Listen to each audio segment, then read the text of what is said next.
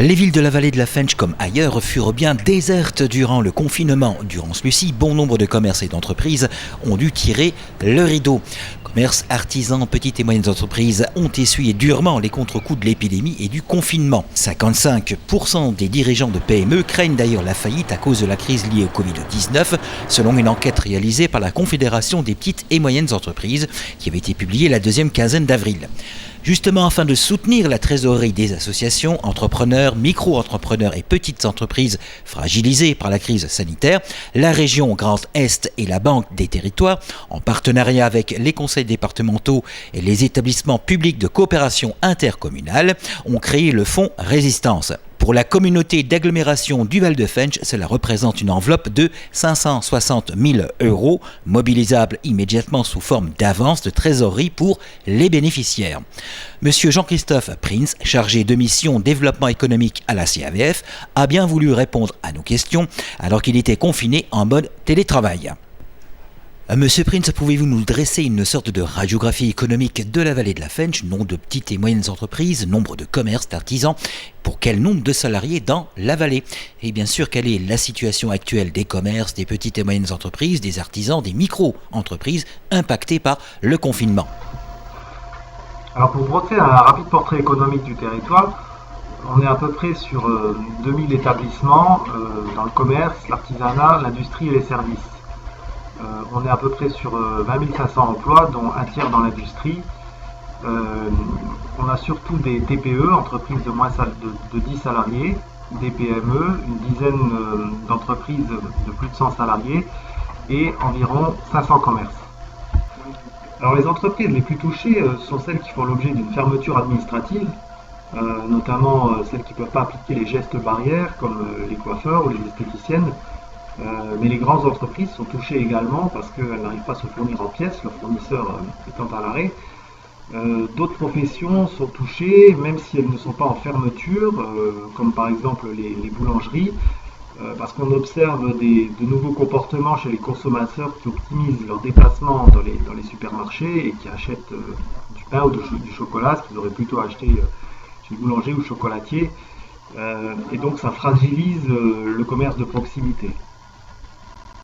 Et quels sont les différents leviers d'aide déjà mis en place par la CAVF pour pouvoir les aider? Les principales mesures qui ont été prises dès le début de la crise par l'État et la région Grand Est, c'est tout d'abord le recours facilité au chômage partiel pour les entreprises qui ont des salariés. C'est aussi le report des principales charges, comme les charges sociales ou les loyers. C'est la possibilité de recourir à un prêt rebond garanti par BPI France d'un minimum de 10 000 €. Et c'est aussi le fonds de solidarité mis en place pour venir en aide aux travailleurs non salariés, donc qui peuvent bénéficier d'une aide de 1 500 € mensuelle. La région Grand Est, les départements, les intercos soutenus par la Banque des Territoires ont créé le fonds Résistance. Pouvez-vous justement nous expliquer ce qu'est ce fonds Résistance?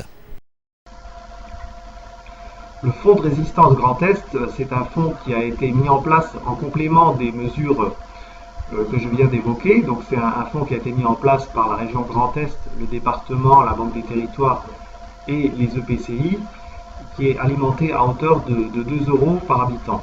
Donc pour Val-de-Fensch, ça fait une contribution de 140 000 €. Et chaque partenaire abonde aussi à hauteur de 2 € par habitant, donc ça fait une enveloppe disponible de 560 000 € sur le territoire de la communauté du Val-de-Fensch. À qui est destinée cette aide? Alors le fonds de résistance il concerne toutes les entreprises de moins de 10 salariés, y compris les micro-entreprises qui présentent une perte de chiffre d'affaires d'au moins 50% par rapport à la même période que l'année dernière. Pour en bénéficier, il ne faut pas être éligible au prêt rebond garanti par BPI France, dont j'ai parlé précédemment. D'autre part, ce fonds concerne les associations. Alors, toute association qui comprend au moins un salarié et qui constate également une perte d'au moins 50% de son chiffre d'affaires par rapport à la même période de l'an dernier. Quel sera le rôle de la CAVF pour mettre en place ce fonds Résistance? Le rôle de la communauté du Val-de-Fensch, c'est d'instruire le dossier. Donc, dès qu'une entreprise a connaissance du fonds de résistance, il ne faut pas qu'elle hésite à prendre contact avec le service développement économique, dont les coordonnées sont sur le site internet, pour qu'on vérifie ensemble son éligibilité et qu'on constitue aussi ensemble le dossier. Il y a certaines pièces à fournir, comme le CABIS par exemple, ou bien les justificatifs de perte de chiffre d'affaires. Donc une fois que c'est fait, une fois qu'on a vérifié son éligibilité, une fois qu'on a rassemblé les pièces, la demande se fait par télédéclaration. Donc il y a une plateforme qui est en ligne depuis le 20 avril et l'entreprise doit elle-même saisir sa demande. À partir du moment où les personnes concernées en font la demande, en combien de temps vont-ils pouvoir bénéficier de cette avance sur trésorerie? Alors le fonds consiste en une avance de trésorerie de 5 à 10 000 euros pour les entreprises qui ont des besoins très urgents, qui doivent par exemple régler leurs fournisseurs ou qui doivent faire face à certaines dépenses d'entretien. Donc c'est une avance de trésorerie de 5 à 10 000 euros qui est remboursable avec un différé d'un an, différé qui peut être aussi prolongé d'un an si vraiment d'ici un an l'entreprise rencontre des difficultés à rembourser. On lui permet de rembourser avec un différé de 2 ans. Et quel sera l'impact du confinement sur l'économie de la vallée? Aujourd'hui, il est trop tôt pour connaître les conséquences du confinement sur la vallée de la Fensch, d'autant qu'on ne connaît pas très bien encore les conditions de la reprise à partir du 11 mai. On sait que certaines professions ne pourront pas rouvrir, je pense par exemple au restaurant. Il y a beaucoup d'inconnus. Quel sera le comportement de la population, même si on peut penser que les gens auront un comportement citoyen, qu'ils iront davantage chez les commerçants de proximité plutôt que d'aller en grande surface. Et il ne faut pas oublier non plus qu'on part sur une hypothèse de récession au niveau national. Pour finir quand même sur une note d'optimiste, et pour être en relation constante avec la Chambre des métiers, la Chambre du commerce ou les représentants des entreprises sur le territoire, le CAP Fensch ou le CAC 140, les entreprises ont envie de travailler, c'est dans leur ADN. Certaines entreprises ont multiplié les initiatives pendant le confinement, elles ont proposé de la vente en ligne alors qu'elles ne le faisaient pas. Elles proposent des bons d'achat à acheter tout de suite et à consommer plus tard.